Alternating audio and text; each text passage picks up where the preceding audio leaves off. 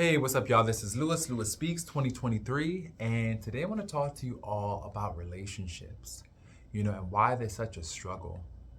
I think relationships nowadays are particularly difficult because a lot of people don't know how to love properly. A lot of people are just coming to a relationship asking, what can I get? As opposed to asking, what can I give? I think that when you have two people who are invested in giving the relationship and pouring into the relationship, you have a relationship that blossoms and continues to grow. But when you have one person that's pouring and watering the relationship while another person is just eating the fruits off the tree and filling their own belly, you have an imbalanced relationship that leads to a lot of discord and contention. I think a lot of people nowadays, they like the aesthetic of being in a relationship, but the actual application, the actual work part, they don't like it. It takes work to stay in love. It takes an incredible amount of work to stay in love, and it also takes an incredible amount of sacrifice. You have to be willing to consider your partner's needs, And a lot of people don't. They don't consider their partner's needs. They don't consider how their behavior affects their partner. A part of you has to leave your single self on the shelf if you are to be in a functional relationship, a healthy relationship. You have got to be willing to leave that single self off the shelf. And I'll give you an example. If someone's flirting with you at work, your single self can engage and entertain that, although not advisable because it's at work, but you can entertain or engage that should you decide to. But if you are in a relationship, you have got to be willing to address that. Cut that immediately, because your partner will see that behavior, right? And it'll make them feel unloved. It'll make them feel it'll make them feel jealous. It'll make them feel so many different things. They will be uncomfortable with that behavior. So it's up to you to kind of address it. But some people, they feel like, well, something, I'm not doing it. I'm not encouraging that. So the thing about it is you're insecure. They begin to accuse their partners. They begin to criticize their partners and put them down, as opposed to taking the necessary steps in order to provide that reassurance, in order to provide that trust, that support, that validation, They just feel like, oh, you're overreacting, and so I'm going to continue on flirting with this person at work, and they just completely disregard how their partner feels. And that's when, for one, the trust is eroded. It slowly, gradually starts to be eroded.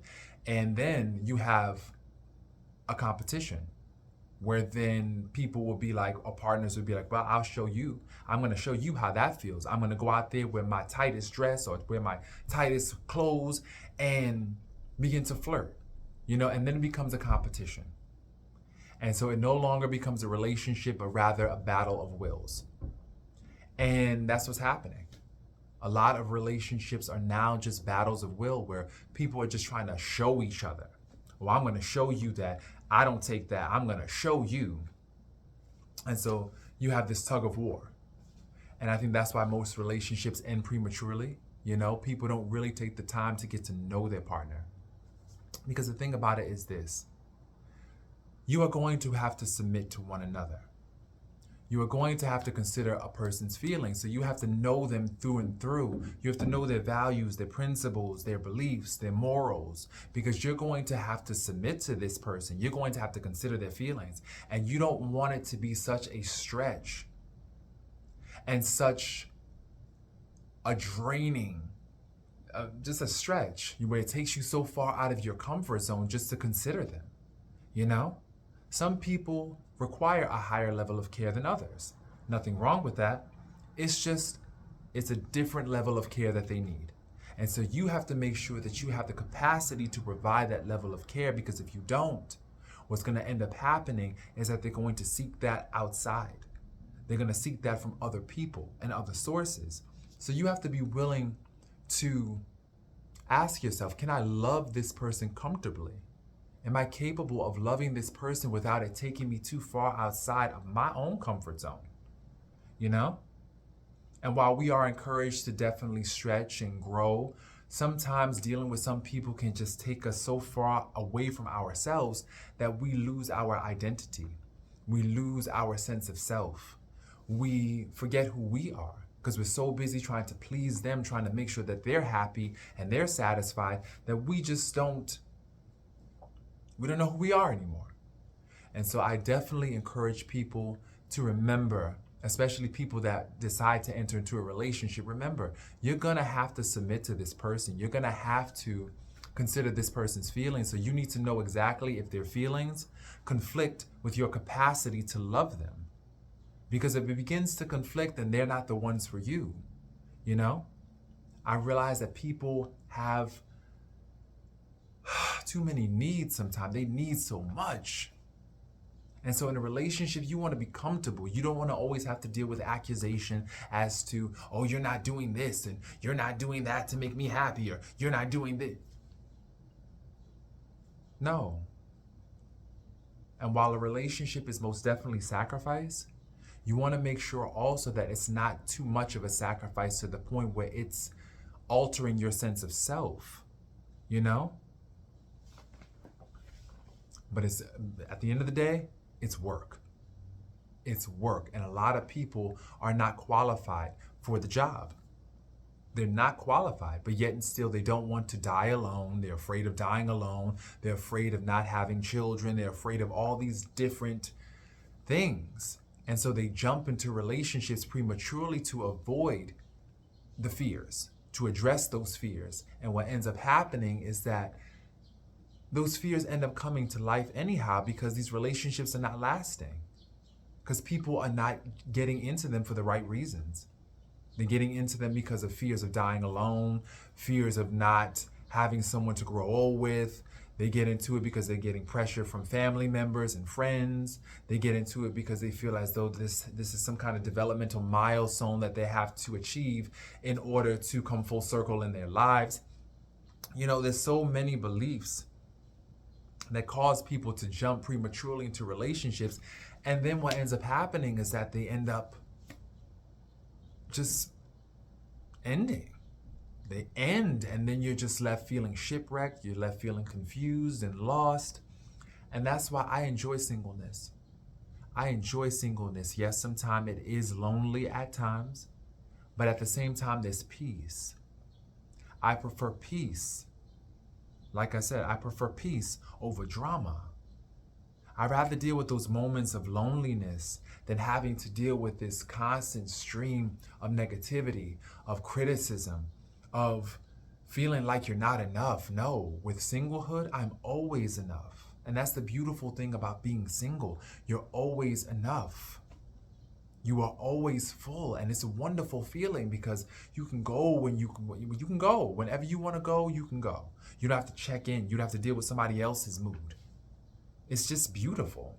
It's beautiful. And so while partnership does offer some benefits, I myself prefer singlehood because it's just peace. When you came from a chaotic background, when you already came from traumatic beginnings, the last thing you want to do is invite another person into your life to create more turmoil and chaos. You don't need that. You don't need that. You know, I think peace is invaluable. I think as people mature, they really, really start to value their peace over certain experiences, because when you're in your 20s, you value experiences. You want those drama. You feel as though that's meaningful business that's getting you somewhere, you know? But as you get older, you start to realize that you wasted a lot of time on meaningless people, meaningless situations, meaningless, pointless experiences. And now you just want peace, and you want people in your life who affirm who you are. and affirm what you want. You know? And so that's where that's the stage that I'm at right now. I want people who can affirm who I am and the man that I want to be in the world. If you can't affirm that, if we're not aligning, you know, if you do not align with my purpose, I can't be around you, because we get but so many good years on this planet, and you're wasting your good years on people who do not align with the person that you want to become. Many of us are wasting our time dealing with people who do not align with the people that we want to become. And as I'm getting older and more mature, I just don't have the energy to align with people, you know, who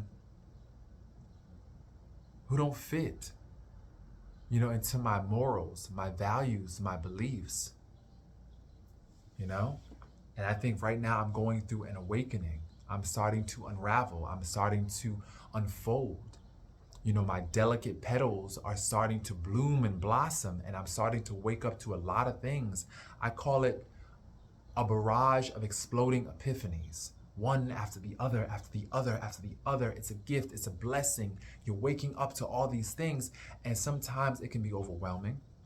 Sometimes it could lead to feelings of depression. Sometimes it could lead to feelings of confusion. And that's a natural process of growing, because you're just coming face to face with everything that you didn't know. You know, it's like this newfound awakening. And you know how sometimes when you wake up in the morning, your body is feeling sore, your body's feeling achy because of lack of movement, and you've been sleeping? I've been sleeping. In my 20s, early 30s, I was asleep. And now I'm slowly starting to wake up to the reality of life, and it's just beautiful. But at the same time, it's also hard to deal with at times. Sometimes those exploding epiphanies can be too much. And so you have to take a step back, you know? But like I said, part of those epiphanies are waking up and seeing that partnership is wonderful, but at the same time, being single is great as well, you know? And if people are dead set and wanting to be in a relationship, they have got to realize that relationships are work, and you're going to have to continue to nurture and take care of and tend to that relationship if you want it to continue to work for you. And a lot of people don't want to put in the work.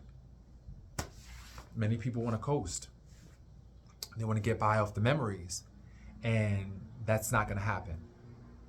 You know, you have to constantly revitalize your relationship. You have to keep it vital, fresh. You have to constantly invest in it and pour into it. As with any relationship, even the relationship you have with yourself, you have to keep that relationship vital. And that requires you to engage in new experiences, to really journey with your partner and not just settle. They say it's settling down. I'm going to settle down. You just settle down. You just settle into the relationship and think that, okay, I'm married, I'm safe, I'm good. Ta-da! Milestone complete. No, doesn't work that way. No. Marriage is like food to a body. You have got to eat every single day if you want that body to work and function for you. And so if you choose to be in a relationship, get married, have partnerships, you know, wonderful. But just know you're going to have to put your single self on the shelf. You're going to have to make sacrifices. You're going to have to invest and do the work. You have to. So if you are not willing to do those things, stay out of relationships, stay out of people's faces. You know? So, hope this video was helpful. Definitely like, subscribe, share. Much appreciation for listening. I wish you all a wonderful 2023. Peace, y'all.